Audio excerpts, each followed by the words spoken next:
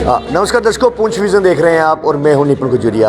आज हम चौधरी अब्दुल गनी जो कि कांग्रेस से एक बहुत बड़ा चेहरा जो है वो पूंछ में अपना मुकाम बनाए रखते हैं, लेकिन आज हम यहाँ पे आए क्योंकि आपको पता है इलेक्शन ब्यूगल बज चुका है और इलेक्शन ब्यूगल के बाद आज एक चौधरी अब्दुल गनी साहब ने एक मीटिंग बुलाई थी, जो मीटिंग नहीं एक बहुत बड़ा जलसा बन चुका था।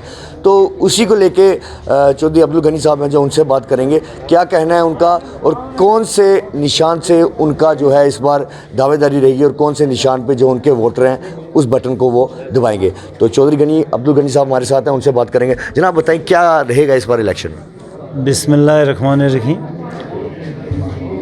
मैं इंडियन नेशनल कांग्रेस में था भी, अभी भी हूँ और तंजीमी तौर पे मैं प्रदेश कांग्रेस कमेटी का जनरल सेक्रेटरी हूँ, लेकिन यहाँ पुंछ के लोगों का मैं खिदमतगार हूँ।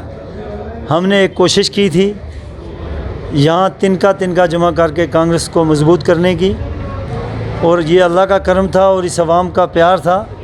वो जो तिनका हमने खड़ा किया वो महल बन गया था और हर इलेक्शन में यहाँ के ऐसे कांग्रेस पार्टी ने जीत हासिल की। लेकिन हमारी बदकिस्मती है, जब हमारे जम्मू और श्रीनगर के लीडरों की कुर्सियाँ हिलने लगती हैं, वो कोशिश करते हैं कि हम किसी जमात से अलायंस कर लें ताकि हमारी कुर्सियाँ बच जाएँ, और उसके लिए कुर्बानी हमेशा रजौरी और पुंछ की आवाम को ही किया जाता है। और आज भी वही तारीख दराई गई है कि इतनी मेहनत के बावजूद आज फिर कांग्रेस को यहाँ फरमान जारी किया कि हम अलायंस में जाएंगे। मैंने आज अपने साथियों को एक छोटी सी मीटिंग के लिए मदऊ किया गया। मैं अपने साथियों का शुक्रगुज़ार हूँ, ये उनका प्यार है, उनकी मोहब्बत है।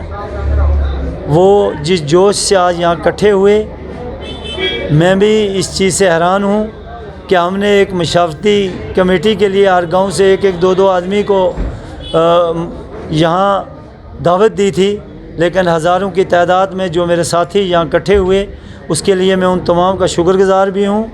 उन्होंने अपनी राय दी। आज भी उन्होंने मुझे ही, मैं उनका खिदमतगार हूँ, अदना सा साथी हूँ, आज भी मुझे ही उन्होंने एम्पावर्ड किया कि आप ये फ़ैसला लें। मैं 1-2 दिन के अंदर ये फ़ैसला लेने जा रहा हूँ कि हम क्या आज़ाद उम्मीदवार के तौर पे इलेक्शन लड़ेंगे, या हमें जो जमातें आज दावत दे रही हैं उनमें से हमारे लोगों के लिए बेहतर कौन है जिसमें हमारे लोगों को फ़ायदा हो।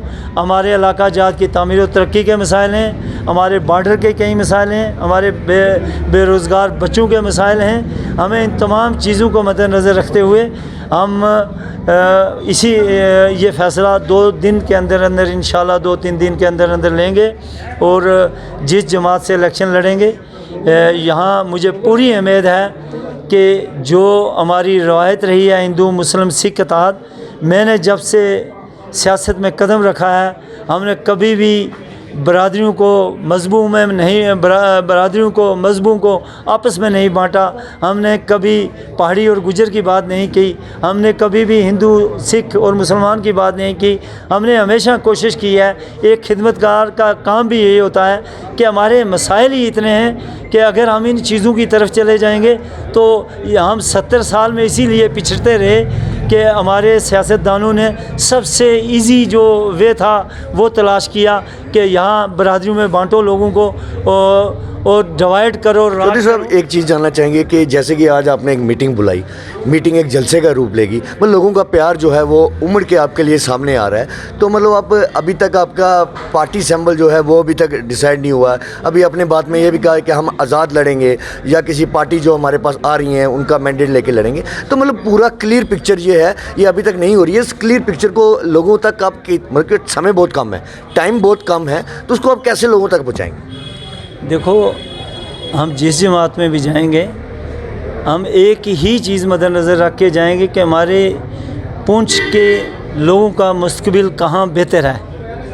आज अगर हम 370 को वापस लाने की बात करें, 35A को वापस लाने की बात करें, तो ये तो बिल्कुल यहाँ है कि ये मुमकिन ही नहीं हो सकता कि रियासत जम्मू कश्मीर की हुकूमत अगर 90 की 90 सीटें भी कोई ले ले तो वो इन चीज़ों को वापस नहीं कर सकता, क्योंकि उसके लिए दिल्ली में सरकार चाहिए हमें।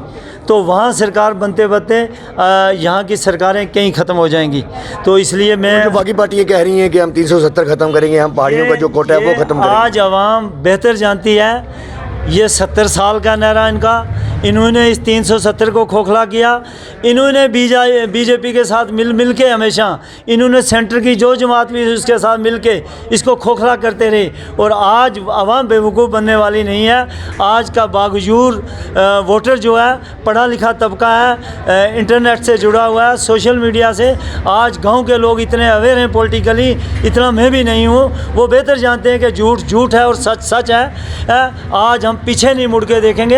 हम यहाँ हमारे लोगों के मसाइल हल करने की कोशिश करेंगे। चौधरी साहब, एक उस जमात में जाएंगे जो इनके बेहतर मुस्तकबिल के लिए फैसला करेगी। हम तमाम जमातों के मंशूर को मद्देनज़र रखेंगे, हम तमाम जमातों की कारकर्दगी को मद्देनज़र रखेंगे।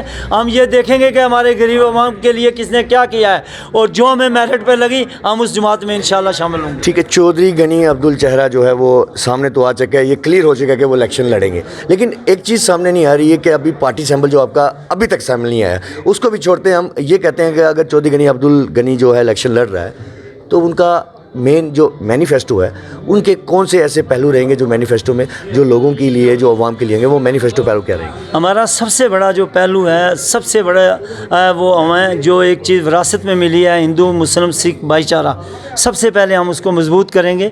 हम अपने वोट की खातिर बरादरियों में इसको नहीं बांटेंगे, मजहबों में नहीं बांटेंगे।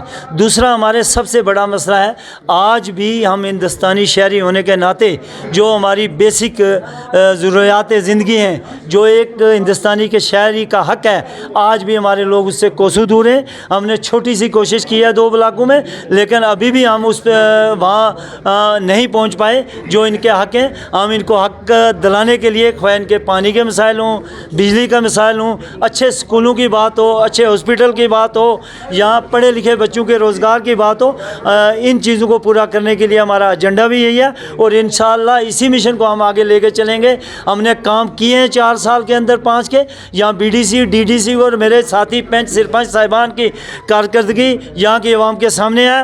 हमने जो 4 साल में किया है वो बेहतर जायजा है यहाँ की आवाम। इस 2 ब्लॉक की जहाँ मैं हूँ और 3 ब्लॉक की जो हैं वो इस चीज़ को देख रही है। सोशल मीडिया में डेली इनागुरेशन इस तरह नहीं होती, सोशल मीडिया में डेली इस तरह खबरें नहीं होती।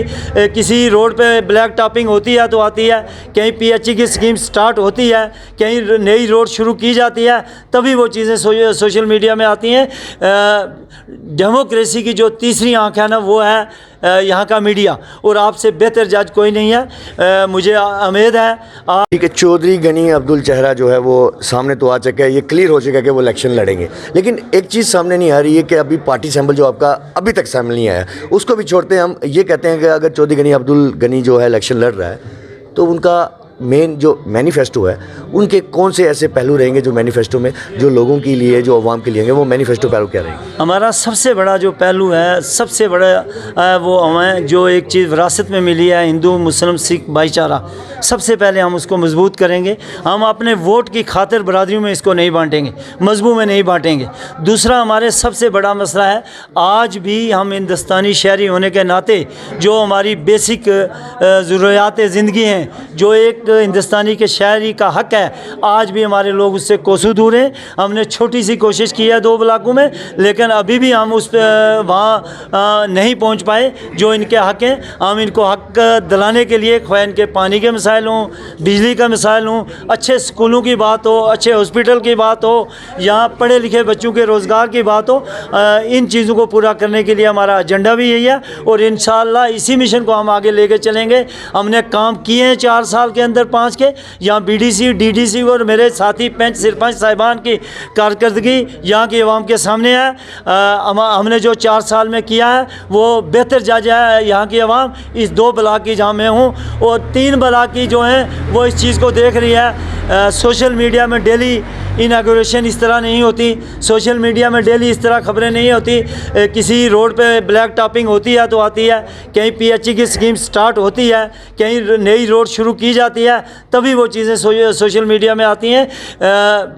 डेमोक्रेसी की जो तीसरी आंख है ना, वो है यहाँ का मीडिया, और आपसे बेहतर जज कोई नहीं है। मुझे उम्मीद है आप ज़ात पात बरादरियों से पार्टियों से ऊपर उठ के आप आप ये फैसला करेंगे, आपका मीडिया ये चीज़ें चलाएगा जो हमने किया है 3-4 साल के अंदर, वो चीज़ें आप हाईलाइट ज़रूर करेंगे। मैं आप तमाम साथियों से मोहतबाना अपील करता हूँ, आप कहीं भी जाएं, इंटरव्यू लें, कहीं भी आप देखें मेजॉरिटी क्या कह रही है।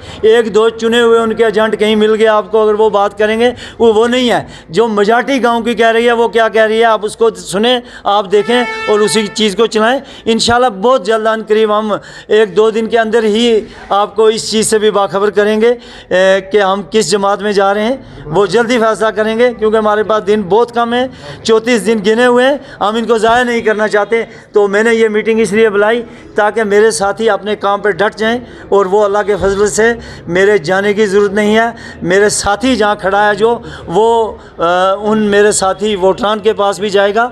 जहाँ जहाँ भी मेरी ज़रूरत पड़ेगी, मेरे साथियों की ज़रूरत पड़ेगी, हम सारे हाजिर हैं। हम लोगों के मसाइल हल करने के लिए खून का आखिरी कातरा भी बहा देंगे। तो सुना आपने चौधरी अब्दुल गनी को किस तरह से उन्होंने अपनी बात रखी और क्या कहने की कोशिश है उनकी। सैम्बल क्लियर नहीं हुआ, लेकिन इलेक्शन में उनका आना क्लियर हो चुका है। तो मैंने कल भी कहा था कि अगर चौधरी गनी अब्दुल गनी अगर वो पार्टी इस इलेक्शन में अगर वो अपने पाँव रख रहे हैं तो बाकी जो लीडर हैं वो अपनी कमर कस लें, और आज भी कहूँगा कि वो कमर कस के रखें, क्योंकि चौधरी गनी अब्दुल वो आ चुके हैं। कल हमने नज़ीर गुज्जर जो हैं स्पोक पर्सन जो हैं चौधरी गनी साहब के, उनसे हमने बात की थी। उन्होंने भी क्लियर फिगर बता दिया था कि सैम्बल अभी क्लियर नहीं हुआ, लेकिन क्लियर ज़रूर हो गया है कि चौधरी गनी इस इलेक्शन में आ रहे हैं। साथी रिपोर्टर शाहनवाज भांडे के साथ मैं निपुण गुजरिया, पुंछ विजन चैनल पुंछ।